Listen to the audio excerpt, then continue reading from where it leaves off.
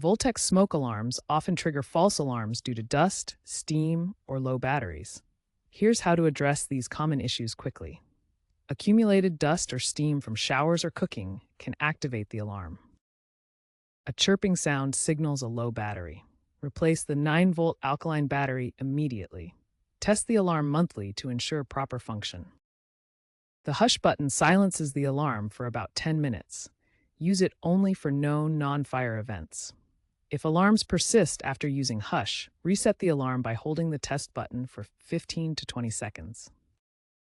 These steps resolve most nuisance alarms. Regular maintenance prevents future occurrences. If basic fixes don't work, check the unit's age. Replace smoke alarms every 10 years as sensors degrade over time. Look for the manufacturing date code on the back of the unit. For ongoing false alarms, the sensor might be overly sensitive.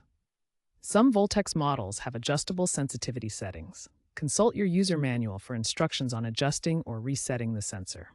Proper placement helps prevent false alarms. Install alarms at least 10 feet away from cooking appliances to avoid steam triggers. Also, place them away from areas with high humidity like bathrooms. Prevent false alarms through regular maintenance. Clean alarms to remove dust, avoid using aerosol sprays near them, and keep your home's air filters clean to reduce circulating particles. For persistent issues, seek professional help from a certified electrician or contact Kitty support. Ignoring alarms erodes trust, but disabling them risks lives. Always investigate and address technical problems instead.